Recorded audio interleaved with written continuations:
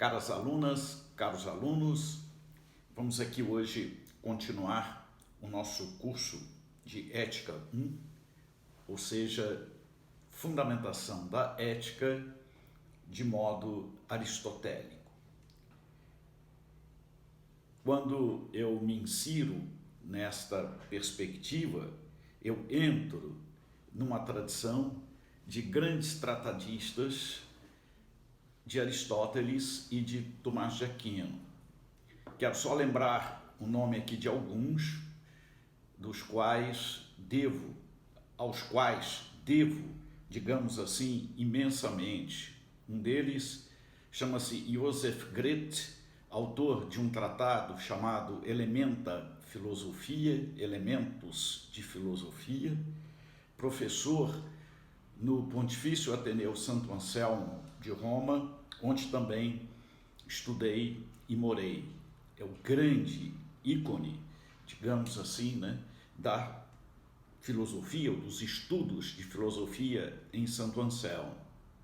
Um outro extremamente importante também, autor de vários volumes, em um tratado, digamos assim, de filosofia aristotélica, é o cardeal Mercier, um dos fundadores do curso de filosofia na Universidade de Louvain, hoje Leuven, por onde também eu passei. Então, desses dois, eu devo, digamos assim, a estrutura da minha concepção, do modo de ver, digamos, aristotélico e tomasiano, a realidade. Já falei aqui que Aristóteles e Tomás de Aquino deixam para a filosofia um legado, a distinção lógica e o realismo.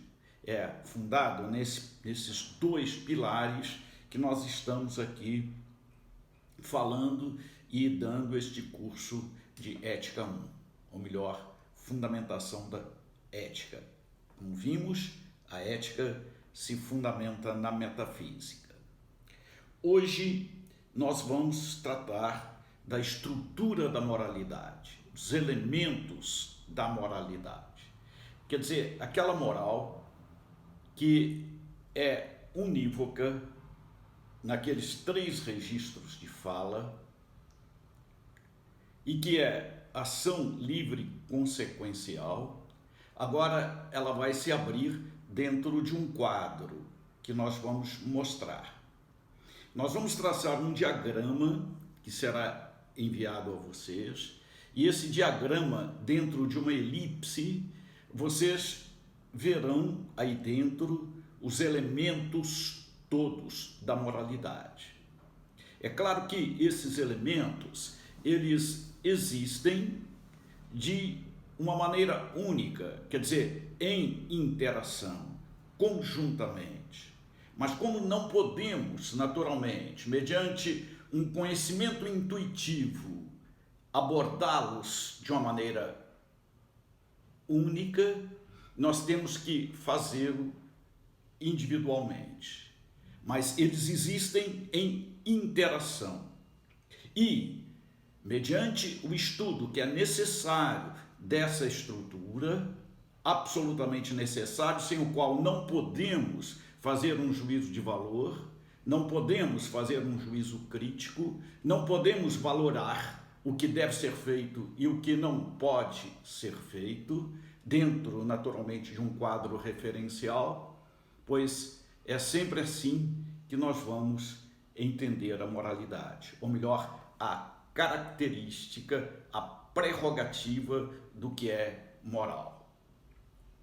Vamos então para o estudo desta estrutura, para os elementos da moralidade. Quando se fala em moralidade, a primeira palavra é agir, é ação.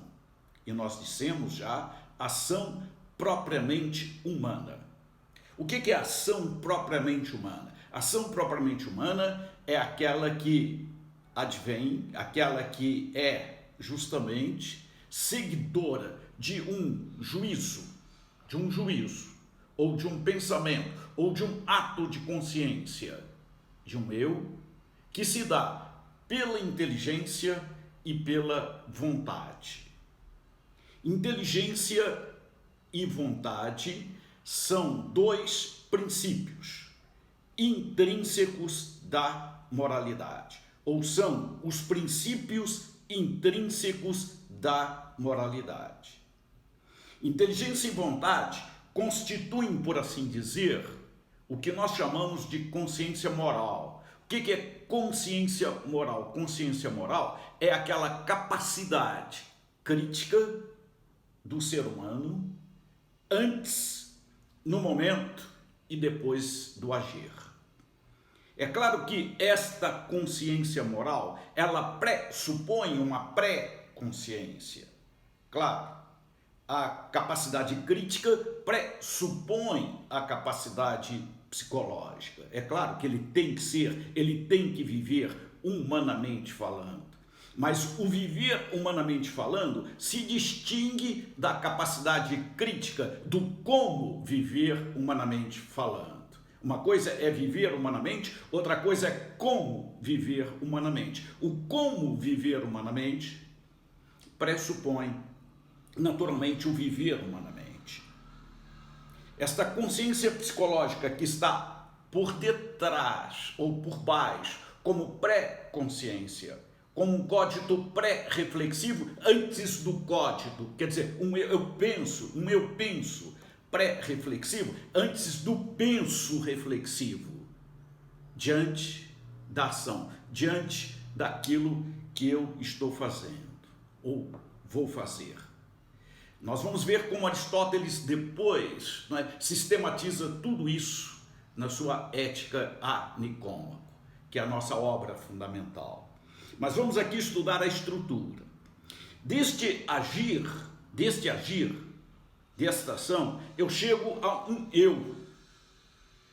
Quer dizer, um eu como agente, um eu como sujeito de ação. E eu vou a um objeto moral, quer dizer, a algo que eu faço. Trato aqui como OM no esquema, no diagrama, quer dizer, objeto moral. Então, a ação é o que existe entre o eu agente, o eu que realiza, o eu que faz e o objeto moral, aquilo que eu faço, aquilo que eu ajo, aquilo que eu realizo. Então, dentro desta elipse, nós vamos encontrar, então, esses elementos fundamentais: ação, eu e objeto moral. A estrutura fundamental está aí. E aí nós falamos de consciência moral, que é justamente aquela capacidade crítica antes, no momento e depois da ação. Fora da elipse, nós encontramos os elementos que são exteriores, extrínsecos à moralidade. O primeiro grande elemento extrínseco à moralidade, dentro deste contexto, deste aparelho, que nós estamos aqui, entre aspas, analisando, aparelho entre aspas, estrutura, melhor, entre aspas, chama-se norma, a norma moral.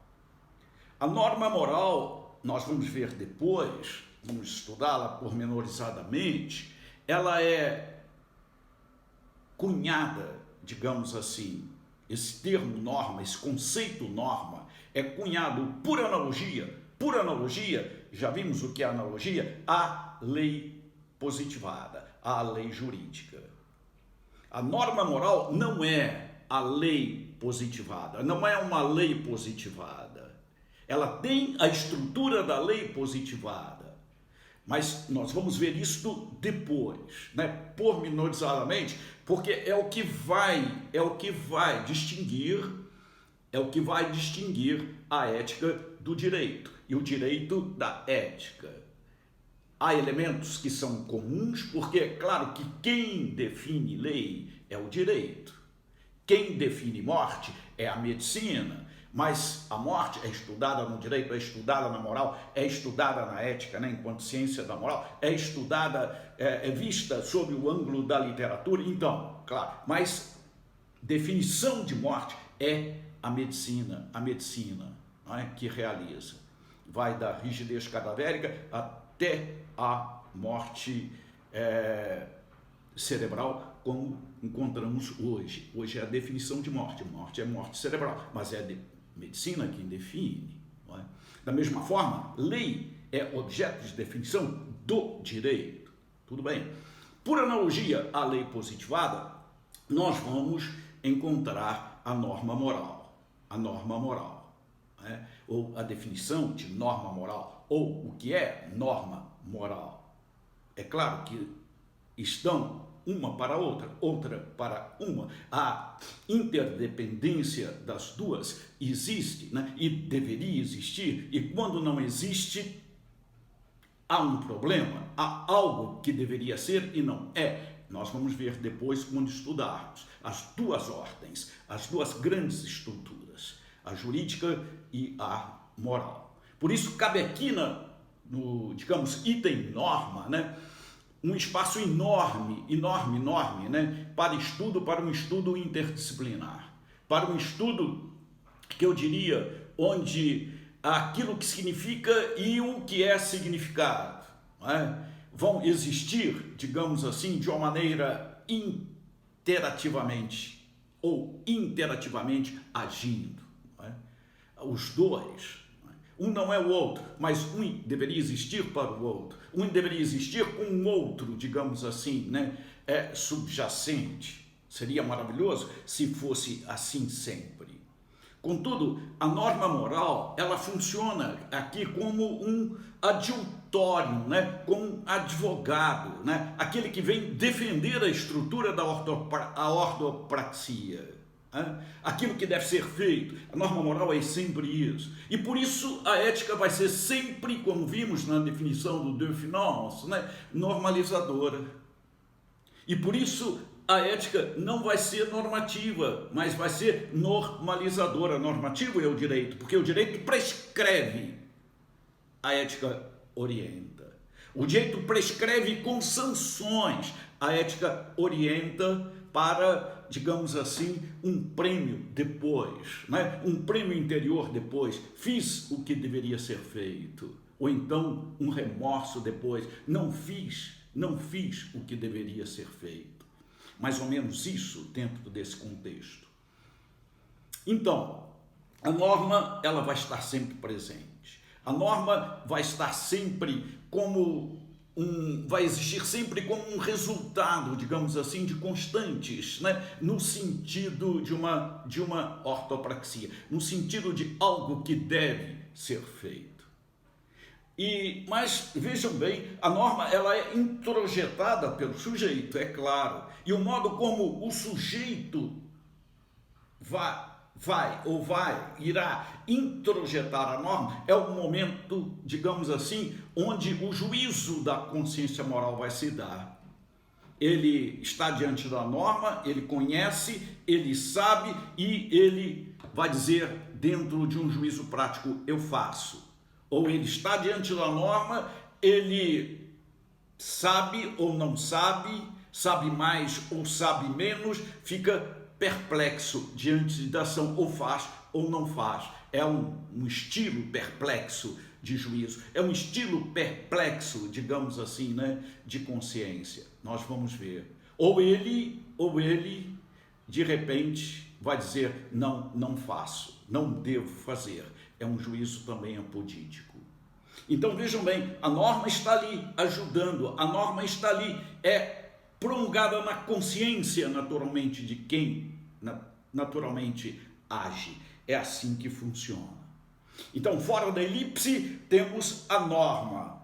Acima, fora da elipse, abaixo, vamos ter as circunstâncias.